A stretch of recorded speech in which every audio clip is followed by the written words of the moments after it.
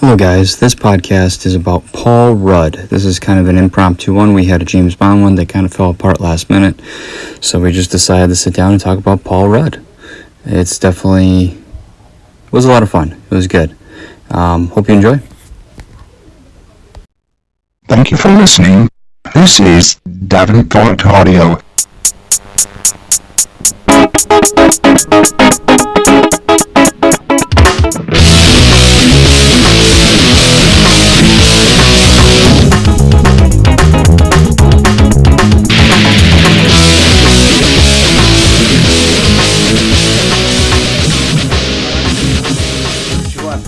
Welcome everyone to this episode of Better in 3D. I'm your host, Matthew James Grenier.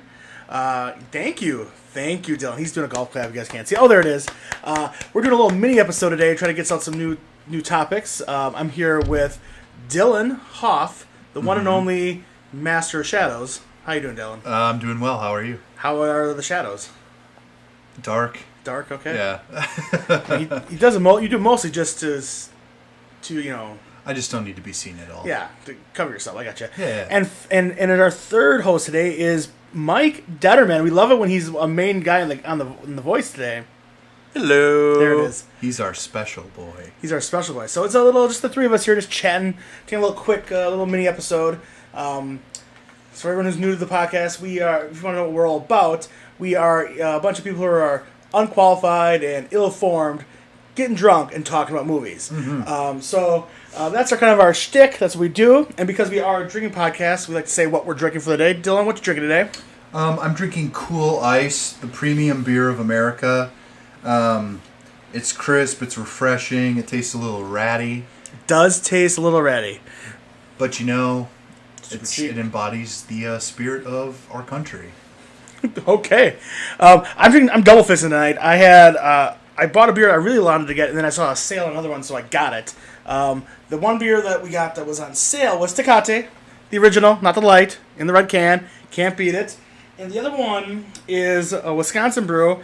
This is Green 19, an Indian Pale Ale from Titletown Brewery in Green Bay, Wisconsin. I've been there multiple times on the tour. It's fantastic. It's good beers. It's very good. I'm going to be going from super lows to super highs in quality beers. And Mike, what are you drinking today? I am drinking something from Starbucks. Ooh, I don't think I've ever heard that. What is that? Is it like a nice it's micro? It's a Seattle-based company. Oh, actually. really? Yeah, I assumed that would have been like from Holland. It seemed like that kind of. It does sound like a Holland type drink. No, it's actually espresso. Ooh. I don't know. How does it pronounce, Dylan? Please. I don't know. I was just thinking about Battlestar Galactica. Okay, never mind. All right, cool. Why were you thinking about Battlestar Galactica? Starbucks.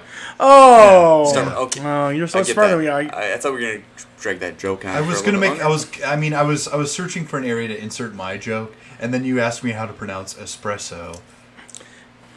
Well, way to ruin the bit. Way to really kill the riff, man. Yeah, that riff is gone. It's good. It is dead. No. Oh, yeah. Poor us. Poor listeners. For reasons beyond our control, our regular podcast we do kind of fell apart the last second, so we thought, what can we do on the fly here? And I was like, I just saw the movie Ant-Man and Wasp, and we thought to ourselves, you know what would be a good topic for today? Paul Rudd. Everyone loves Paul Rudd. Everyone loves. Well, some people don't. No, and that's problematic. No. Everyone loves Paul Rudd. Paul Rudd's amazing. No one doesn't. No one does. Like, you can not love him, but you can't hate him. Well, I don't know. I'm sure there's someone. Everyone finds a certain type of face punchable. Yeah. So there's probably like two people in the world. His parents. Yeah. They don't like his shtick. Yeah. We hate that our son is super successful. So we're just do a little talk about Paul Rudd. So I know I'm the only one here who saw the Ant-Man and the Wasp. I'm gonna try to make this as spoiler free as I can because usually we spoil stuff, but this movie just came out, so I don't want to ruin it for everyone. So if you didn't see the first Ant-Man movie, which is from Marvel Studios, which is part of their ever expanding library of comic movies, Paul Rudd plays Scott Lang. He's a electrical engineer turned burglar who goes to jail. When he gets out, gets approached by Hank Pym, who was the original Ant-Man, who wants to use his shrinking technology to help him steal back some technology that's going to be used by a bad guy. That's how it starts. And we left him. Last time we saw the Ant-Man, he was helping Captain America fight Iron Man and Captain America Civil War. And he was also very peculiarly left off the Avengers Infinity War movie. And this kind of explains where he was and what was going on and what he was doing. Technically takes place, if I had to ballpark it, I would say like 2 days before the Avengers Infinity War starts. And that's kind of, or a couple days at the most. Like, it's really close to it. Basic idea is he's been in house arrest ever since he was in Germany and he broke the Sokovia Accords. And he's literally 3 days away from getting of his 2-year sentence. He's got 2 years in the house, then 3 years of probation. He can't have any contact with any superheroes or Hank Pym or anything like that, or have any technology. He's helped running a security consulting firm with his other ex-con buddies. They out in the real world, he's doing like computer consulting for them. And cool. It's everything seems to be going okay for him. And then also he has a dream, and in that dream, he is Michelle Pfeiffer, who we know is Janet Van Dyne, the original Wasp, and she's playing hide and seek with her kid. So it freaks him out. He calls Hank Pym from like a burner phone and says, "Hey, I had a dream. It wasn't a dream. I think it was a message from your wife. Like that kind of stuff." And he doesn't really know if it's a good idea to do it or not because they supposedly hate him now for getting them because they've been on the run ever since he showed the world that he was Ant-Man. Yeah. So they have not had any contact with them, and the movie kind of goes from there. You see that Hank Pym and Hope Van Dyne, the new Wasp, are been building us a big laboratory of illegal technology with the whole idea to save his wife and her mom from the quantum realm, and they basically kidnap Scott Lang like day before he's able to get paroled. He can't leave the house. Because the time he had that dream was 5 minutes after they opened the first steps to the quantum realm. So they think this has got some legit to it. So the first time he entered, he developed a connection. The connection. They're quantum entanglement to each other. Sure. And that's kind of the gist of it. I don't give too much away, but like the Pims have been dealing with some like kind of shady gangster people for technology, and they're kind of realizing who they are and what's going on. And the whole time they keep kind of busting Scott Lang out of stuff, and like the FBI keeps like going there to like see that he's actually home. Like it's kind of like a Ferris Bueller's Day Off situation where he's supposed to be homesick, and like that's literally one of the ways he gets out. Like his daughter says he's vomiting, and because he can shrink and stuff, then go back. That's what it is. So it's that's like cool. So the movie itself is very funny. If you like the first one, they've upped the humor a bunch, and this is by far the funniest Marvel movie they've ever had. Is like the first one was a heist movie that was kind of funny, had like more like an Ocean's 11 feel. This one is like an action comedy that is, I think the closest I can give it to is like True Lies would be the closest thing to it, where it's definitely comedy first, but there's still action. And I'll give them the action is great. They just go 200% into the shrinking and expanding and that technology. Overall, I liked it. It's funnier. I actually liked it a little bit more than the original Ant-Man, but I can understand people who were saying like maybe the first one was a little bit better because the first one was a little more tighter. Mm-hmm. There was a more concise story. This one has a villain, but there's no real stakes. Like in most of the comic movies, the villain is doing something wrong criminally, and they have to stop him. Everything this villain's doing is directed at the Pims. Like they are attacking them. Like they're not all hurting innocent people or like that. They are literally fighting them for So it's like it's more like a grudge match between two scientists. Is the best way to put it. That's cool. It's cool in some way, but like it loses a little bit of its Maybe it's not so much a superhero movie by definition. No, but in general, funny, well done. I liked it a lot. I give it a solid B+. It's awesome. I enjoyed it. It does explain where he was and why for Avengers 3 at the end. The end credits are we're seeing for that reason. They kind of wrapped that up very nicely. Awesome. Michelle Pfeiffer was very good in it. Walton Goggins from his name was he's the guy from Justified. And Hateful Eight. He plays kind of one of the side villains. He's really funny in this movie. I always confuse him with Judge Reinhold. No, it's not him. I was trying to think of his line from Hateful Eight. No, there's a lot of really bad ones. So I liked it quite a bit. We are all really lucky now because we have, he's not here. Paul Unger, his co-host Paul Unger, the light of our lives, has sent a voice memo about his thoughts about the Ant-Man Wasp movies. We're going to play that for you guys now. Okay, we just left the movie Ant-Man and Wasp. I'm here with the one and only Paul Unger. Actually, we're on location. We are on location. We are in the parking lot Marvel Studios. Of Marvel Studios, yeah, that's what we'll say. So, Paul, quickly, in your hot mess minute here, tell us what you thought of the movie. I thought it was good. I didn't think it was good as the first one. I would say it would be an action comedy if I had to put it in a genre. Good characters, funny as always. Michael Pena was funny. T.I. was pretty funny in it. Paul Rudd has great writing, great jokes. I felt the story was a little bit thin, and they put a lot of jokes in it to make the movie longer. I give it a 2 thumbs up, but I feel like maybe they were rushed a little bit to try and get this movie done before the second part of the Avengers movie, Infinity War. So if you're looking for a good action comedy, sorry, my voice is going a little bit. Matt's making me do this outside. I don't know why. He loves it. Don't let him say he didn't. Marvel Studios indoors is even better, but Matt's like, I want to go outside. So if you're looking for a good action comedy, I would recommend it. Do you need to see it in theaters? No. Oh, okay, everyone, you got Paul's take on the movie Ant-Man and Wasp. B minus. B minus, he says. Thank you, Paul. As always, love your hot takes. Or your hot messes. Or your hot something. Hot pants? Always. Always. And that was Paul Unger, so. So I would like to ask you, Matt, is it actually, it's worth seeing in the theaters, right? It's got a lot of, it seems like it's effects heavy. It is effects heavy. Paul is always very mindful of the cost of movies. He really feels he's got to earn that ticket price. You know me, I see them all, so I don't really think that's big. Sure. It is effect heavy. It looks good, and I wouldn't see it in 3D. We saw it in regular 2D, but Does it seem like it might be built for 3D? The there's way a- that there's- objects fly yes, at you? yeah. Oh, that kind of makes me angry, but whatever. I saw the first one in 3D, I believe. Yeah. So did I, which I was not a big fan of it, so that's why I didn't go the second time yeah. around. But good, not great. And it was almost like a necessity to kind of go low after all this high Marvel. Like, we really went from like Thor, Homecoming, Thor Ragnarok, Black Panther. There's been there's a bunch of really huge movies. I'm glad they're defining genres now. They're giving things a little space to be their own things. They're letting comic book movies be comic book movies. I think that's the best direction they can possibly go. Yeah. Mike, what do you think? What do you think of the first Ant-Man? I really liked it. Actually, I didn't see it until maybe a month ago. Oh, really? Yeah, it was one of Really? those that kind of fell to the wayside. It wasn't, I don't know, it wasn't detrimental that I didn't see it. No. I kind of understood, I know who Ant-Man is, and, Sure. I understood the whole concept. People gave me a little bit of the background. I enjoyed it. I enjoyed the first one. Like, it was better than I thought it was going to be. Yeah. And this one's good, too. Like I said, this one's better. But Is yeah. this kind of like that lightning in a bottle type feel where the first one was just really well, done because it was something different? Yeah, I'm gonna say it's like the Guardians. Where I like the first Guardians.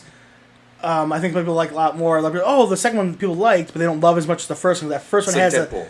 has that first. Yeah, all three of these movies have really good sequels, but that first one was so unexpected and so original that it's hard to get that same wow factor. But it's a good movie. It's a really good movie. So Well, in all those cases, it seems like they needed a healthy dose of self-containment. Mm-hmm. And some of these Marvel movies, I tend to find, as much as I love them, the medium at which they're bringing in other characters from other movies and all this other stuff, it kind of ruins the moviness sometimes, yeah. of these things. I think what Marvel is doing is creating this kind of sense of other, where it's not necessarily a movie and it's not necessarily a comic book. I think we're viewing these things on a different level. It's almost like in the old days when we had serials. We went to the movie. Yeah, theater. yeah, exactly. Yeah. I also feel like they bring everything together now because I feel like they're going to break it apart for a while. Absolutely. You can't have this high, strong, everything interlaced all the time. Especially when they announced that they're going to go to 3 movies a year now instead of 2. From here on out. So Really? which I feel like if you went to 3 movies a year, you could have for sure one that's on its own out there. Yeah. So it's going to be the February, May, and then October, July. November. I don't know, because usually they have Thor Ragnarok. They do Novembers. Yeah. November, yeah, usually November. Because it seems like the ones in February, because that's when Captain Marvel is going to come out, that leads into think the May one. I'm so jazzed for that. I Yeah. saw some leaked footage Captain of that. Marvel, I think, is actually December. Is it January. December Yeah, now? because Okay. the February February. one is the X-Men It's Feb. movie. Oh, they're going back. Oh, really? Oh, same month. It's always been Feb, yeah. Okay. It's they're calling it the direct lead-in. to Avengers 4. Kind of like Black Panther was for Infinity War. Yeah, Which is funny because, like, when you think about it, Black Panther's in the Infinity War, it didn't have that much to do. Of all the previous movies, it had the least amount to do with the... Which is... they fought in Wakanda. Crazy. You know that after the success, though, they did a few extra scenes with those characters. Sure. They had to. I noticed their haircuts were a little different, actually. That's one of the few things of Avengers 3 I was like, oh, yeah, you knew this was popular, so you went back a little. I thought that was hilarious. Yeah. So, okay, you did mention one thing, and I heard this, and I just want to make sure that I was right. So you or Dylan said that he was a writer? Was he one of the writers on this? Paul Rudd? On Ant-Man? He was, for sure, in the first Ant-Man. I think you get a writing credit if you do enough improv. No, he wrote a lot of the script for the... So did he really? I remember hearing... that he got, like, a teleplay... That he's... he doesn't get writer by, or maybe he gets, like, teleplay by, because he does a lot of the dialogue, at least in the first one, because the first one was... But then dialogue can be improvised, and he's a very talented improviser. He's also a very talented writer, though. He writes a lot of stuff. I heard that he's one of the few people that has, access to all the information. He knows where it's going to go. He already knows the end of the next movie. Oh, really? So I just wanted to verify that. I mean, I can look it up real quick here. Absolutely. Writers, we got him right here. Yeah, he's written by. Okay, I just want to make sure, because sometimes when you listen to other podcasts, you always have to just do your research and make sure that... No. I think he writes a lot of... Yeah. You can tell the stuff he wrote for his character. And I think he must have wrote a lot of lines for Michael Douglas' character, too, because those two interactions are really good. And I hear they got along really well off screen as well. And I think that's why Michael Douglas is just, like, as good as he is in these roles. I hear he's pretty good. He's really comfortable in it, which I feel like... Because sometimes they bring... It's crazy how much Marvel is getting kind of like the older guard of Hollywood to come in and play like usually small bits. Like we had Glenn Close being Nova Prime. We have like these like Robert Redford. And Robert Redford played that role great. I think the rest of them kind of play these movies a little comedical. Like, oh, look how funny I'm in a comic movie. Redford played it like he played it for real, and that's why I think Winter Soldier to this day is still my favorite of all the Marvel movies. It's still pretty much. It's really good. Yeah. It holds up. Yeah. Okay, do you have anything else you want to say with it, or should we just jump right into... No, I'm anxious to see it. I'm seeing it tomorrow. Woohoo. Oh, really? Very cool. I thought none of the theaters around here would let you in anymore. Well, like they forgave Paul Rubens. Yeah, but he was just pantses in a theater. You tried to bring a whole rack of ribs in there. They didn't like that. They didn't like the smell. They didn't like the smell, yeah, okay. That's the difference. Okay. They were rotten. Okay. And it was during a vegan documentary. Is there a vegan doctor? Is that a thing? Num. Factory I was trying to extend the joke, but it just didn't work out. It's okay. I mean... We're not as good at improv as Paul Rudd. Or as Paul Unger. Either one of the Pauls are just the best. Yeah, or Paul Rubin. Paul is such an extremely funny person. I know, which is surprising because he's not charismatic, but he's funny. Mm-hmm. Okay, all right, so we're going into Paul Rudd? We're going to do Paul Rudd. We're going to talk about this right now. Dylan, did you have that already? I've got the filmography. Oh, right good here, lord! guys. So we're just going to go through them, and if we like one of these movies, we know one, we'll jump it. I love the fact that we're doing a topic on the fly. if you guys like a favorite, just chime in, say whatever you got to say. I kind of looked at it earlier today. I'm pretty sure his first feature-length film was Clueless. That's absolutely correct. He played Josh. That was such a good movie. Right? Great movie. I enjoyed it, yeah. I mean, I wish Alicia Silverstone was still a star. I mean... Yeah, she's still a thing, right? Is she? She's still... Didn't she, like, feed her children like a baby bird? I'm sorry, what now? What? Yeah, I heard it. I saw a Page 6 kind of article about it. Okay, we're going to have to look this up. She feeds her children like a baby bird. She feeds her children... Hold on. All right, you guys keep talking about Clueless. I'll look this up. I don't think I can talk about Clueless. Yeah, you really just threw me off. Come on, guys. Well, you can't drop things like that in front of us. Like that's a normal thing. No, that's not normal. Was it cooked or was it just raw? Was it like... Are you talking like chewing up their food and spitting in their mouth? There's no way that's a thing. No, she chewed up food like a baby bird? Alicia Silverstone child feeding is the 4th Google result. Doesn't mean it's true. No. If you She admits to it. She said it in an article. Okay. So Alicia Silverstone feeds her son with her mouth. Different parents employ different methods and techniques for raising their children, but Alicia Silverstone is practicing one of the weirdest ones we've seen in a while. She's been chewing up food and passing it directly into her 11-month-old son's mouth like a bird. Okay, so it was a baby, though. I was picturing like an 8-year-old. I thought that, or her husband, just like, hey, you don't want to chop up that steak? Here, I got it for you. I got it for you. There we go. I mean, yeah, no. So Just pour a little A1 in my mouth. It'll be good. the the other. So back to Clueless. Okay. So yeah, let's go back to Clueless. I don't think I can. Everyone home, if you can see what's happening, Dylan is chasing a cat right now. It is hilarious. We just I mean, podcast is derailed. I mean, he's chasing a cat and losing badly too. The cat is winning. That's So Clueless. What's so great about Clueless is every once in a while we'll get like a weird movie that not so much the movie's weird, but it kind of captures a time like perfectly. Like that was that time. Like it. Not only did it like kind of spotlight trends are happening in like.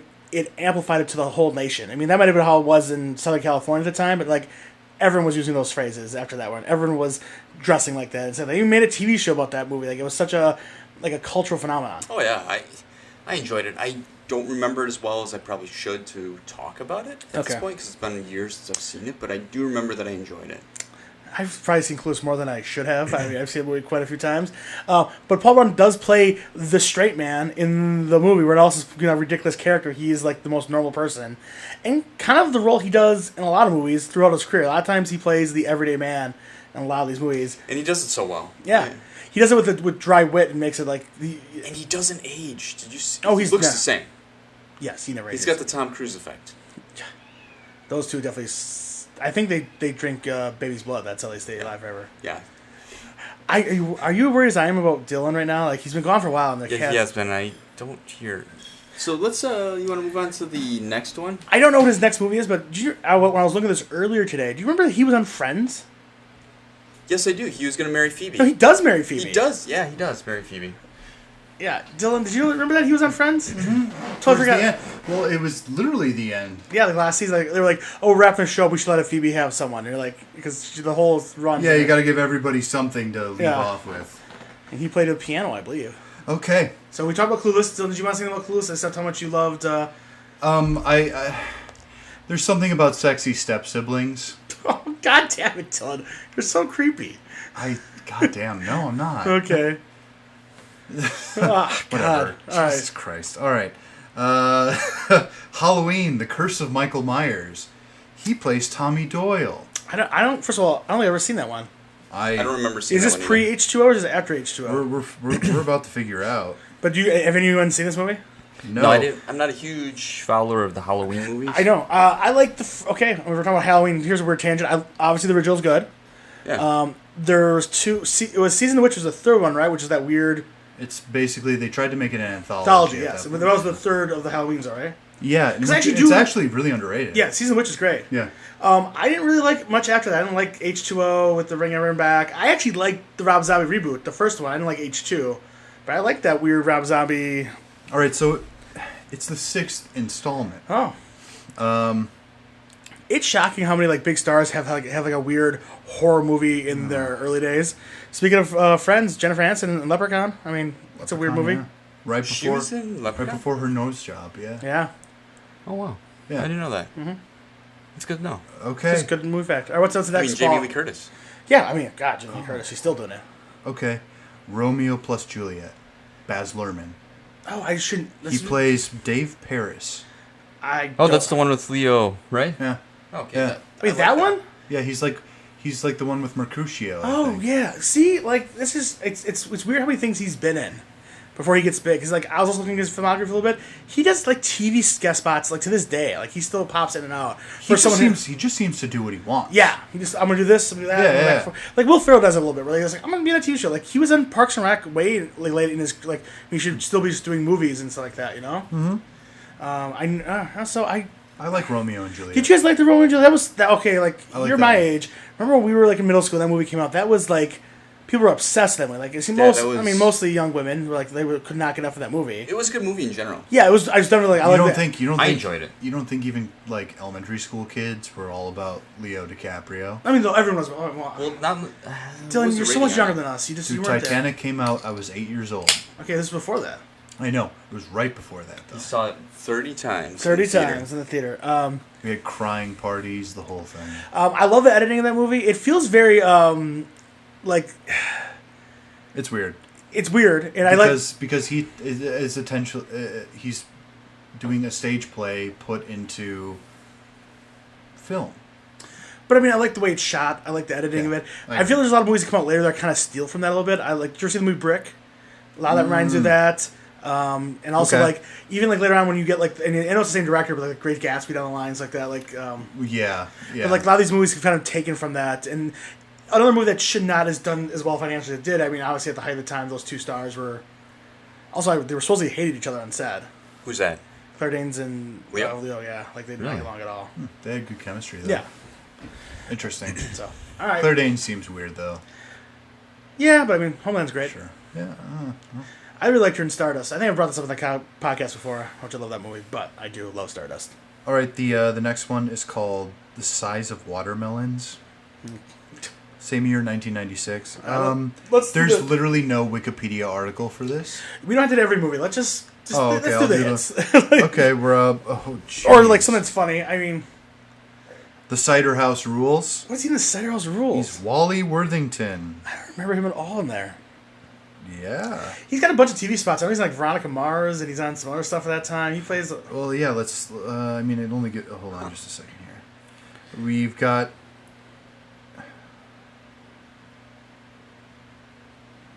Well, everyone loves Dead Air. Let's keep that. Yeah, that's perfect.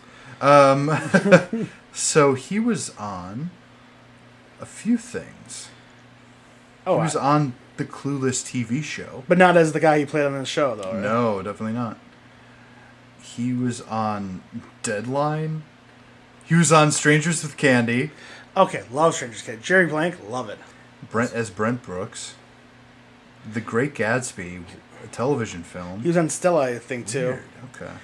So He let's was see. in Stella, yeah. Yeah. It was Greg.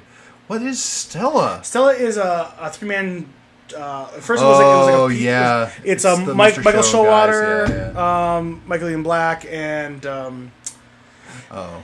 the other one. So let's maybe get into some movies he's done. How about has everyone seen Wet Hot American Summer? Yes, I It's a love it. cult following. No, I have not. Please You recommend this to me. monster. I know. So this is the movie that came out in 2001, and really no one knows about it. And if he's listening, Dan Ellsberger maybe watch this movie. He takes great pride because I see every movie and I had no idea what it was. And he we went to Blockbuster. Have you never seen it? No, at the time I had not seen it. Oh, He okay. showed it to me like, I can't believe you've never seen this movie. Like, you're the movie guy. It's set like it's supposed to be set like in the 80s, where it's a typical like I don't know, camp. Kind of a Porky's Meatballs. Yeah, that kind style, of, and yeah. it's a lampoon. Like every character is this absurd version of like the character they're playing, and it's full. Like the cast is bananas. Astounding. Okay, I'm gonna read right now: Jeannie Garofalo, David Hart Pierce, Michael Yep. Showalter, Paul Rudd, Christopher Maloney, Molly Shannon, Michael Ian Black, Amy Poehler, Bradley Cooper, Elizabeth Banks. The list goes on and on. I mean, it's like, and when these are all people at the early of their career, like early Bradley Cooper, early Elizabeth Banks. So this is 2001 before people. 2001? Okay. Yeah, and it's insanely funny. So funny that it's such a cult hit. I've really never seen Wet Hot American Summer. I'm legitimately serious when I say I I've never really, seen it. honestly, I looked at you just now and I gave you a look like, really? I've never seen it. No, They there's- made a series sequel on Netflix. on Netflix. I don't. Well, there's the problem. I don't watch a lot of series. But I mean, like You don't need to see that. No, the movie is so the movie takes, and I believe the Let's see, 2001. Last Day of 2001. Yeah, it's okay. It was not super Wait, popular what when it else came out. in 2001? Because there might have been a ton of other movies. No, that you came understand? out. Like no one Space saw it in the Odyssey. theater. This is like the Big Lebowski or Office Space or even Ace Ventura. Like we got popular after it got out. Yeah, because I never. Well, the only one that I saw in the theater was Ace Ventura of those that you'd mentioned, but all the rest I saw after. Okay. Either way, everyone see Wet Hot American Summer. It is so it's pee your pants funny. Well, you know, it's funny. It takes a few viewings to really get into it, honestly. Yeah. You see it the first time, you're like, that's funny. The second time, there's like a layer of depth to its satire that you don't really see the first time. Because it's so satirical and so like the veneer of the absurdity. You have to like push through it to enjoy it. It crosses genres. If you're a movie buff, actually, you benefit from seeing this because it actually has a few like tropes thrown in that I'm sure wasn't even aimed at the intended audience. It was kind of cerebral. Yeah. So, I mean, after that movie, he's got a couple, like, indie movies, The Chateau, or Reaching Normal. I don't really see anything. He's got some movie stuff, but really his Some of these things. next big movie for him is Anchorman, The Legend of Ron Burgundy. So good. I love Anchorman. He's so good in that one, too. Yeah. God, he's so good in that movie. It's just his eyes, man. They're so beautiful. But I mean, like, there's very few comedies like that are going to have that, like, cluster of comedic geniuses that all work together and play together in such a great way. Like, I mean, Will Ferrell, Ketchner, Carell. Cordry? Was that one of the Cordrys? I think Rob Corddry's in it. I mean, was that Nate Cordry or Rob Cordry? I don't think either one are in the movie. It's Steve Carell. It's it's a bunch. It's the same group, but I mean, like, they're very funny. I mean, if anyone here has not seen Anchorman, I don't know what you're doing in your life. I mean, you gotta watch it. Mike, how many times have you seen Anchorman? I can't even count. There's so many. I've seen it. It was on repeat. It's one of those movies like I've seen so many times I have to stop watching. I actually liked it better the second time I saw it. The first time I was like, oh, yeah, it was funny. But yeah, so much. I mean, I killed a man with a trident. I saw that. You might want to lay low for a while. Find yourself a safe house. I mean, I do invite people to a pants party at least once a month. I want to invite you to the pants party. There's so many quotable lines from there, and that's, I mean, it was definitely better than the second one. Oh, the second one's terrible. Ugh. I mean, and I love that fight scene that goes out of hand. I love Vince Vaughn as what is his mom's name? Diane St. Matthew's a saint. A saint, I tell you. Don't. It's one of my favorite insults. I'm gonna take your mom for a nice steak dinner. When I first started high school, it was so popular, and everyone was just regurgitating that stuff. I saw it once, and I was like, yeah, that's great. And then everyone just started talking about it, and I was like, okay, I like this less now. Yeah. Did you see? Oh, which one? First one. First one. Did you see? Actually, this is better than the second one, but it was a lot of additional footage that they shot for the first one. They made it. Yes. It's called. I had to look it up because I couldn't remember the name. Wake Up, Ron Burgundy: The Lost Movie. Yeah, it's pretty. It's actually worth watching. It's funny because they have so many throwaway takes. They just Really? improv. It's really funny. Yeah. And actually, they had a whole different storyline. Yeah. Is there a way I can find this? It was on a DVD you could buy for a while. It was like you bought Anchorman Plus, the bonus one. Oh, okay. But I'm you probably. I have it. It's at home somewhere. I'll It's one of the totes. I'll lend it to you. Yeah. Yeah, lend it to me. Yeah, I don't see a core. I'm looking at the cast list right now, but other than Will Ferrell, Christine Applegate, Steve Carell, Paul Rudd, I think I confused David Koechner, Fred Williams, Chris Parnell, Catherine Hahn, Fred Armisen, Seth Rogen, Paul F. Tompkins, Danny is in Trejo. this movie? Yeah, the movie is fantastic. Does he want? Yeah, it's a fantastic movie. I can't speak enough about Anchorman. After Anchorman, we get. I don't know. There's one called P.S. I don't know. There's a few other ones. That's weird thing about Paul Rudd's career. It kind of goes all over the place. He's in a movie that I like called The Baxter, but he's in just for a minute. That's a movie from Michael Showalter. It's pretty. It's a weird indie movie. But I believe the premise is I don't know.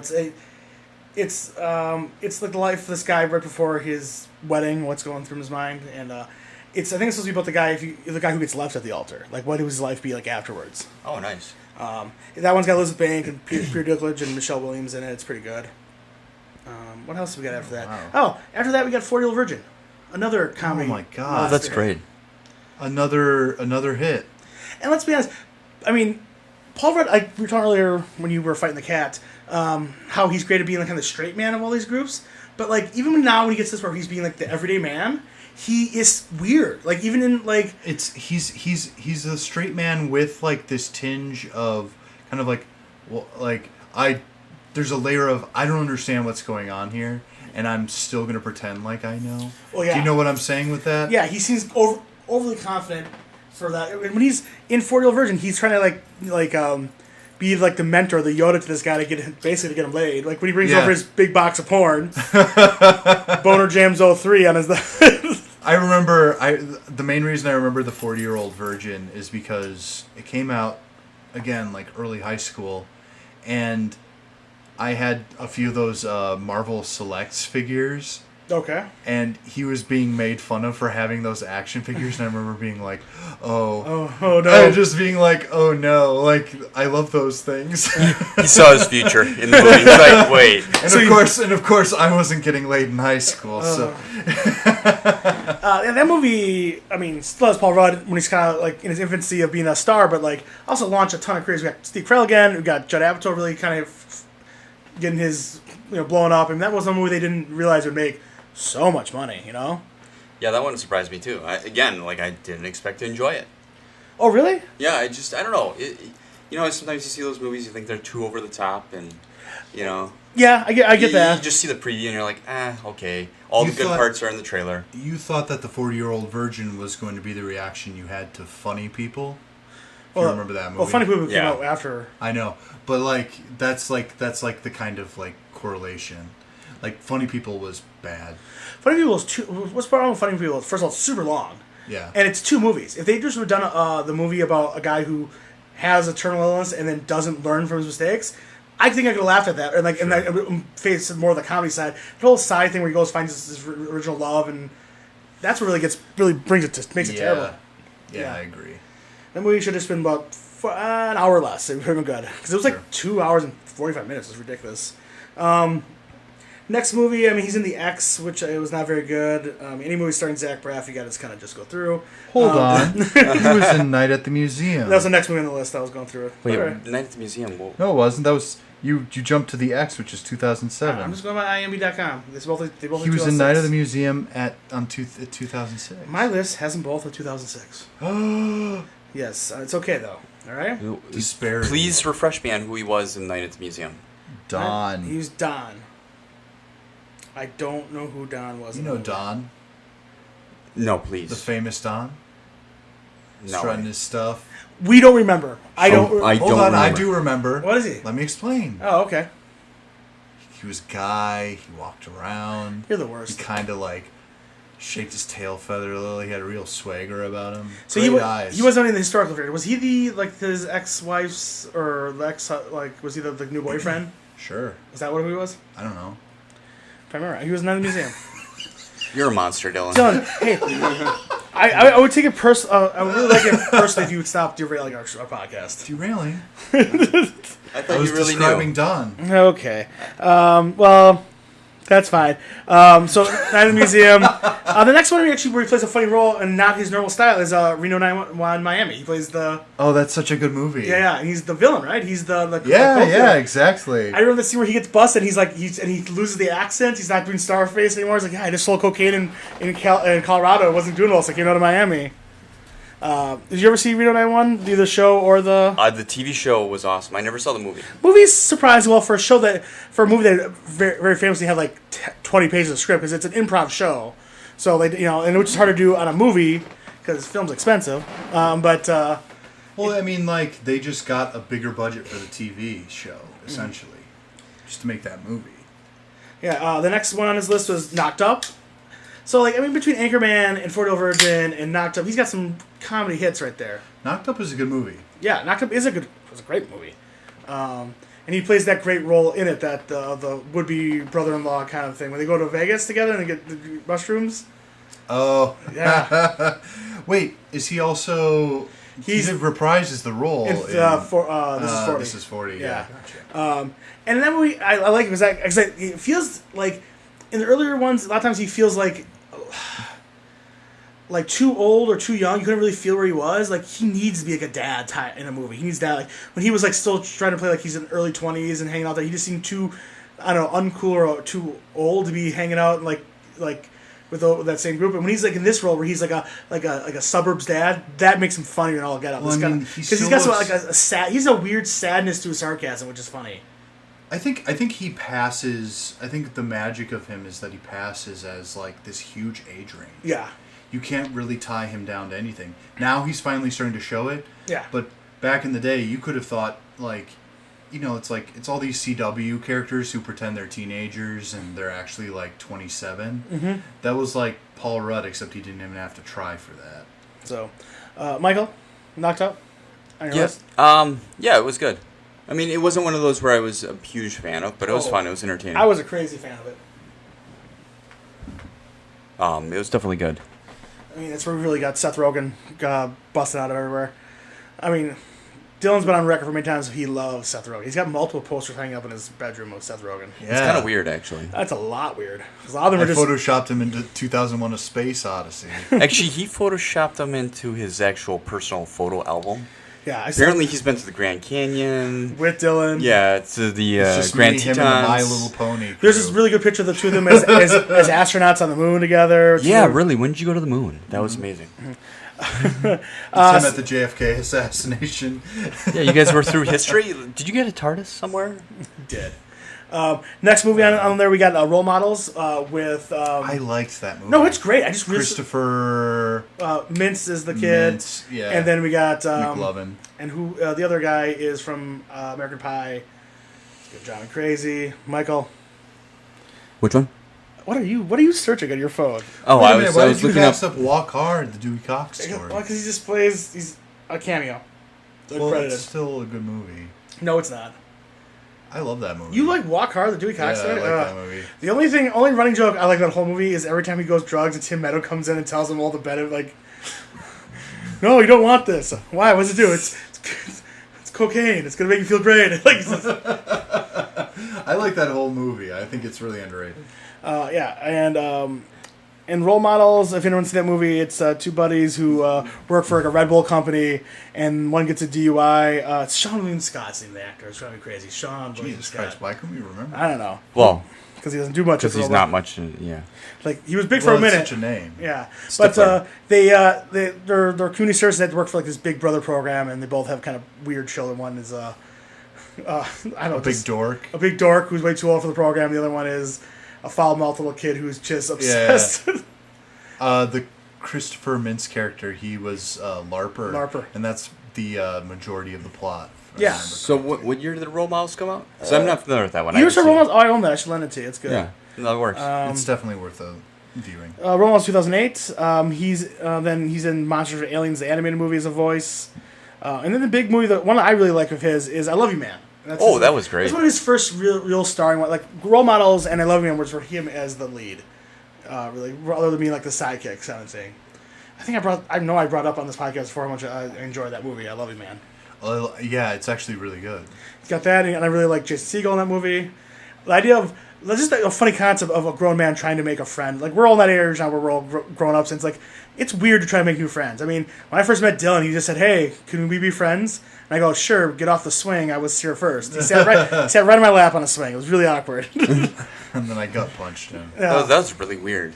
No, I'm not gonna lie. I don't even know. How did I meet Dylan?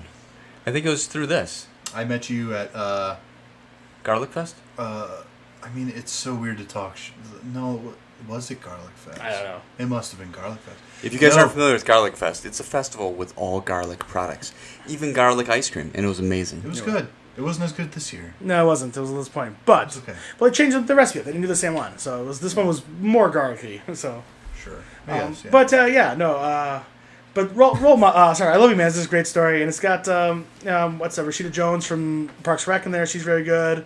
I love her. Why isn't she in more stuff? She's at show Angie Tribeca. Is that still going? It's still going. That can't be like a full-time... I don't know. I don't really watch it. Every Does it year looks, thing. Yeah, it looks. It weird. looks good. I know she tried to be more of a producer. She wants to have behind the camera kind of stuff. That's respectable. I understand. But no, I think she's a great actress. Did you ever see I Love You Man? Yeah, yeah, I enjoyed it. Oh, and Lou Ferrigno in there. That's a really funny bit that goes on where he's trying to sell Lou Ferrigno's house. And As long as it's not as blatant as he is in The Incredible Hulk. oh yeah, but I mean just funny that that's his big get is selling that. That and Yeah, that. Lou Ferrigno. Interesting guy. Yeah, I mean, it was interesting for the movie. That's a weird pick to do. Did you know he charges $40 to take a picture with him with a cell phone? Are you fucking kidding me? No, I'm not. How I was do you trying know? to get a Sneak pic. Well, one? because my brother, my niece, and my nephew were all at a comic book convention. My niece liked Incredible Hulk, and all his. I know. $40? So I ended up paying $40 so I could take a picture with my cell Like, phone, so my come niece on. could have a picture with Lou Ferrigno. Can't he just be not a dick? I was really surprised. He was a big green man, charged $10. I was really It's a surprised. cell phone picture. Come on, no Yeah, money. I know. That's what I said. He was just the green man. I know. I don't get it. we're with you. We're all outraged. That's why I'm really surprised about it. I would have told him off. I was not too You happy. would've- I was actually more. You might have heard it though. Nobody would have invited me, but I would have told him I was actually off. more disappointed than anything because Yeah. I was like, well, Hey, money's tight. I don't know. I mean, guess. does your niece know who Lou Ferrigno is? yeah, my brother would play the old Incredible Hulk. So Really? Yeah. Is that still watchable? No. for a kid, it is. Really? Okay. We got a few other movies here that were not as great from Paul Rudd. Dinner with Schmucks with Steve Carell. I found that being an insufferable movie. It was very unsufferable. It was It terrible. was not good. And I was really excited because both those actors were on a run of like really Is that good the one movies. where he was the squirrel? He had like the squirrel taxidermy or I something? think so. Yeah, they make little plays at dead squirrels. That's the only part I liked about that movie. But like yeah, because both these guys are just in a row of just great comedy movies. Like, Yeah. And also I went through like okay, let's meet, and it was just a hot pile of garbage. I didn't like that one. The next one was Our Idiot Brother, which is kind of a weird kind of dramedy. I like that movie. Yeah, I like that too. It's got it's got Zoe Deschanel, Elizabeth Banks. A lot of these people work together a lot of times. It's got Adam Scott, which is I believe Paul Rudd and Adam Scott were roommates. That's why they're in a lot of other stuff. Like they were friends. That's how you get the job on. It's a great roommate combo. And Paul Rudd got him a job because he goes, "You should meet my roommate. He's the funniest person I know." Because Adam Scott is a very funny person. No, he's so good. And that movie's just about a comedy centered around idealistic who barges into. So basically, he's got three sisters, and they all kind of treat him like an idiot because he is an idiot. But like It's kind of them learning that he has like hidden potential. and also like him kind of really fixing their lives too somehow too. Like yeah. With his free spirit. yeah. Yeah. Mike, I take it you have not seen it by your lack of. I did not see it. Yeah. The next one we got we got Waterlust, which is from the same group of people who did Wet Hot American Summer. Did you? Oh, he I was did the not crazy see this. sex fiend? Yeah. Oh, yeah. No, he was just the. You never seen Wanderlust? I mean, him and Jennifer Aniston are a regular couple, Oh, and they go no. to that. It's, There's a bunch of there's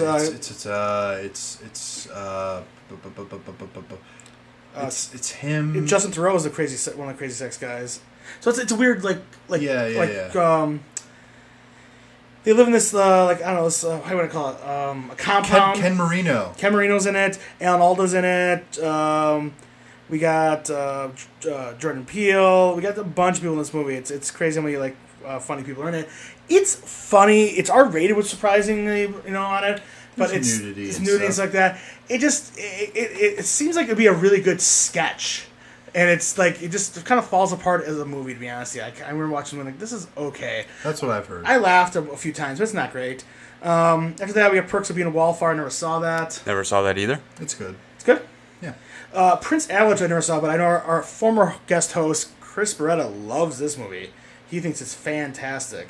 I've never seen that. It's two highway road workers spend the summer of 1988 away from the city lives. Their isolated landscape becomes a place for misadventures as men find themselves at odds with each other and the women they left behind. I don't know. Sounds great. He loves this movie. He thinks it's fantastic. And Mission was in the one after that. That's him with Tina Fey. That's another kind of mediocre, kind of like, oh, whatever. I think it's about Tina Fey trying to get someone into like a school or something like that. I can't exactly remember how it goes, but it was not great. I have not seen it. You have not seen it? I did not see it either. I saw it, and it was one of those movies like, whatever. Then we got a couple like cameos. He was in This Is the End for a second. He runs with a big bottle of wine and dies. I don't know if you guys remember that scene. You got yeah. That was a great. All those weird cameos. That's a great one. Him just running with a giant bottle of champagne. He just dies immediately. That movie is still really good. Oh, it really holds up. I don't think in 10 years people are even going to understand any of the reference, like even like the celebrity reference. Yeah, because there's so many celebrities Yeah. in that. Yeah, great. I mean, God, Michael Cera being like the coked out fiend. Just a shithead. Yeah. Then he gets impaled with like a light pole. Yeah, he's Am like, I right? he's young. Where's his cell phone is? I love Emma. Is it Emma Watson? She comes in with the axe and she's there's some really funny stuff in there. I mean, after that we got a bunch of weird movies. They came together, but really Ant-Man. Anchorman 2. The Fundamentals of Caring. He's in Sausage Party. He's in, but really, as of right now, most of his movies right now are or the Marvel movies. I mean, they take a lot of time. He also, let's be honest, he got ripped for those movies. Him and Chris Pratt went from being like kind of everyday guys, being like, oh, we got to get ripped. No, Chris Pratt was. Paul Rudd was always kind of there. I don't think he was. I mean, I think he was thin. I don't think he was trying hard, but I mean, I think he was almost there. Yeah, I mean, it was probably less work than Chris Pratt had to do to get there. But I'm saying, like, they still. The guy's in his 40s, and I still regret the loss of chubby Chris Pratt. I know how you like your men chubby. You've made this very clear. That's why we're friends. If that's why, If that's what you want to tell yourself to feel good, that's okay. That's why you're always trying to give me a back rub. Always. I'm just really good at him. Why do you keep trying to give him NyQuil? Because he has a cold. Oh, Lord. This is my Me Too moment right here. Wow, that smells like chloroform. Oh. He does trigger. Hey, Matt, someone's afraid. Does it smell like chloroform? And he gets me. Every time. And then the problem is dragging you away. I was waking up just like, oh crap. I was waking up in the living room, shirt torn, and a 50 in my pants pocket. I owe you a new shirt. And some good shampoo. You'll know why later. Those are from the strangers I let in. Oh no, strangers. Yeah. You let them watch or just? I'm not gonna watch. Oh god, gross. Oh my gosh. All right, what's the next movie? We got Ant-Man, we got Civil War, and we got Ant-Man 2. Basically, that's kind of how his last few years have been. And the soon-to-be untitled Avengers film. Can we speculate? You don't want to know what's going on with that. Do you want me to? Secret Wars. I don't want you to. I don't really want to speculate because I want to see Ant-Man Wasp without knowing anything. I mean, well, I don't know either. I'm just speculating on the title. Oh, I'm saying, like, if you want to know why he wasn't in the last movie, it is only in the post-credit scene. It has nothing to do with the actual movie. I could tell you that it wouldn't actually affect the movie. They put that post-credit scene so you know why he wasn't in that movie. And was he in the quantum realm? Yes and no. I mean, you could have guessed. Yeah. Anyway. Yeah, I had a feeling. Well, it's the only reason he wouldn't have. It's also the reason he's not going to be... Spoilers for everyone who doesn't really want to care. The reason he's not going to be in probably the next one is because... Yes, he is. He's going to be in it. I don't think he's going to be in it. Oh, shut up. I saw him in the promotional material. Oh, well, then it has to be true. He's listed in... He's also listed in Avengers 3. Yeah, he wasn't there either. But Marvel has No, already... he's not. Yes, he was. But I read. That's why I went back and checked it. They took it out afterwards. They do that stuff. But here's the thing. Marvel does that because they had Hulk running through the trailers, they like did it on actual purpose, Hulk. yeah. I understand. Running through I the think trailers. he's got to be in it. I really don't think he's gonna.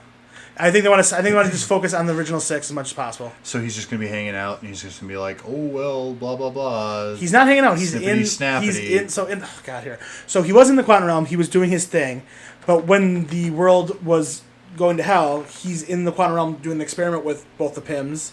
After the movie's done, he's I'm in the quantum realm. We're going to explore it, and they all turn to ash, and he's stuck in there. So Which means he gets out and he helps everyone. He can't. He says right now, there's no they said we don't get you out this time. They were talking about how there was this giant. Scarlett Johansson was like, "Oh, there was a scene and there were like 30 of us and we were all fighting and all this other stuff." And I'm like, I mean, it's got to be the case. Aw, that's gonna be. I don't know if I like that. He's in the realm. Yeah, They're setting it for Ant-Man 3 out. more than anything. I really like that because like they really have to. We're gonna finally take. They did 2 movies that were kind of closely back-to-back styles, you know. Well, see, here's the thing: is I don't think Oh man, so they disappeared. They turned to ash. They ashed it up. Everyone but him. Okay, so they died. I guess everywhere in existence, no matter what dimension and realm you're in. No. They were outside. He's in the quantum realm. They're not. Okay, that's. They were supposed to get him out. Well, it's Okay, because I was about to say like they shouldn't have ashed if they were in the quantum realm. He's everyone. Like his team is. No, but it's life in general, though. It has nothing to do with your size. No. I think he's saying if you're in the quantum realm, the snap should not affect it. No, it still should because you're still alive, and the snap wipes out half of all life.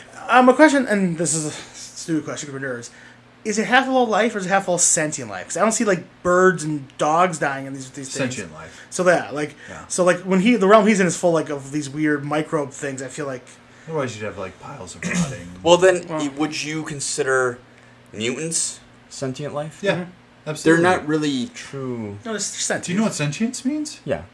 I don't think you do. Then they're sentient. Yeah. They're people they're with not thoughts and feelings, and they're basically humans except they have powers. They're different. Their body. Yeah, That's what I was gonna say. Sentience is consciousness. Yeah, it's not about like. I was gonna say they're different. Okay, Jesus. I was trying to think a way around it. Get Wolverine. No, there's no way around it. Damn it. No. So I don't. Either way, the fourth Avengers movie. I think it's the Avengers Assembled at this point. Secret Wars. Well, Wait. Avengers Assemble was the Yeah. UK name for it because they already have an Avengers there. Yeah. I think it's going to be Secret War because they all have like black outfits on in this next.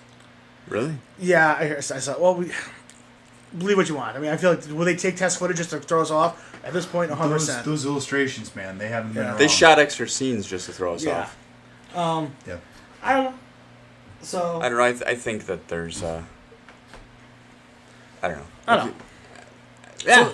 So that's Paul Rudd. We love Paul Rudd. Who doesn't love Paul Rudd? He's super handsome and super talented and funny. So I mean, that was our conversation about Paul Rudd. We love him. We love him. He's got great eyes, Yeah, we were in a Paul Rudd episode. I'm sorry. great chin. I spilled coffee Why are you everywhere. spilling me? Allison's here, so it makes everything better. I didn't know it was open. I just wanted to say how much I love Paul Rudd and he never ages. Okay, so that's our conversation. I think we're good. I think we'll do our movie recommendations. I got mine, so you guys can take a moment to think about it. Mm-hmm. Mine, because we were talking about last night, and I forgot how much I love this movie. It's Collateral, starring Tom Cruise and Jamie Foxx and Jada Pinkett Smith. Really? You ever seen the movie? No. It's one of our previous television show that I used to run. We had to do a best of the decade. I made my best of the decade movie.